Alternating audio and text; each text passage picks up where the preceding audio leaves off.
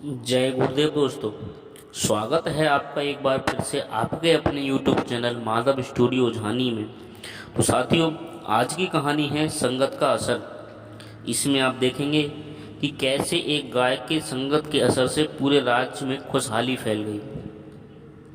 तो कहानी है कि एक छोटे से गांव में एक किसान रहता था जिसके पास बहुत सारी गायें थीं।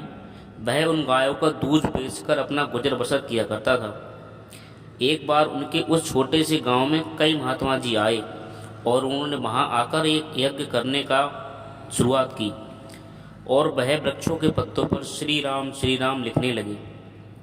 वह व्यक्ति रोज अपनी उन गायों को चराने के लिए वहां जाया करता था। एक दिन उसकी एक गाय ने उस राम नाम लिखे हुए पत्ते को खा लिया। शाम को जब वह सभी गायें वापस अपने बाड़े में आईं, तब वह गाय श्री राम बोलने लगी। तभी सारी गायें उसके पास आ गईं और बोलीं कि ये तुम क्या कह रही हो। तब वह बोली कि मैंने श्री राम नाम के लिखे हुए पत्ते खा लिए हैं और मुझे ऐसा लगता है कि ये नाम मेरे अंदर बस गया है और मेरा अहम चला गया है।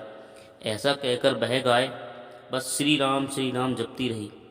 सभी गायों ने यह निर्णय लिया कि उसे अपनी टोली से अलग कर देते हैं। अगली सुबह जब वह व्यक्ति गायों के पास आया तो उसने देखा कि वह गाय बाड़े के बाहर खड़ी है। तो उसने उस गाय को वापस बाड़े के अंदर किया, लेकिन उसने देखा कि बाकी की सारी गायें उस गाय को सींग मार मार कर बाड़े से बाहर कर देती हैं। उस व्यक्ति को कुछ समझ में नहीं आया कि बाकी की सारी गायें इसे बाहर क्यों निकाल रही हैं। कहीं ऐसा तो नहीं कि इसको कोई बीमारी हो गई हो। कहीं ऐसा ना हो कि एक गाय के चक्कर में मैं मेरी सारी गायों से हाथ धो बैठूं। कहीं ऐसा ना हो कि मेरी सारी गायें बीमार हो जाएं।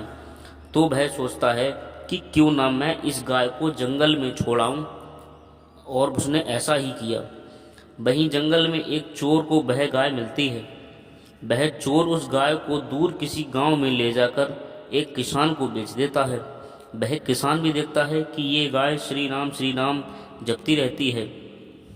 अब वह किसान उस गाय का दूध बेचकर अपने घर परिवार का खर्चा चलाने लगा।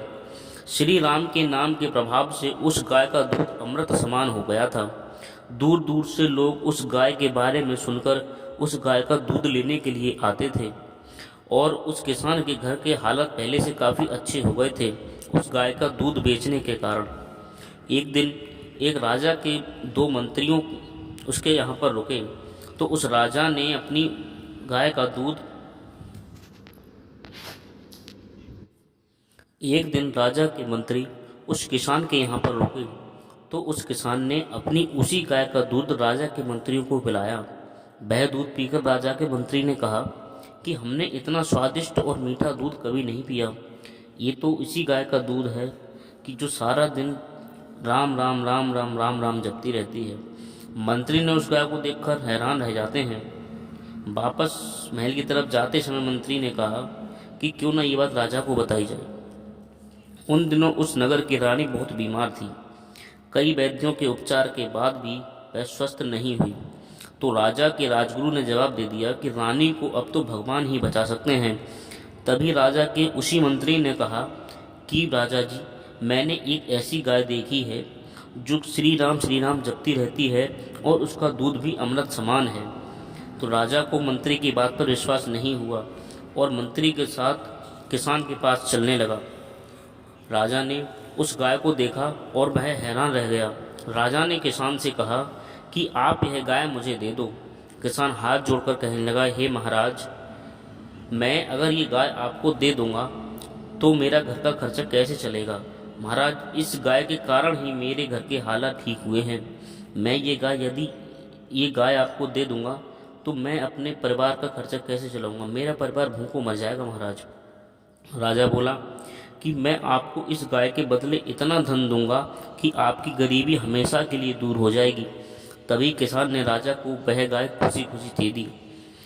वह गाय महल में रानी के पास रहती थी और श्री राम नाम के जाप करती रहती थी। श्री राम नाम के जाप से गाय का दूध अमृत तो हो ही गया था और इसको सुनने से रानी के रानी को सुनने से और रानी को उसी गाय का अमृत समान दूध पीने से रानी की सेहत में काफ़ी सुधार होने लगा और वह जल्दी ही स्वस्थ हो गई।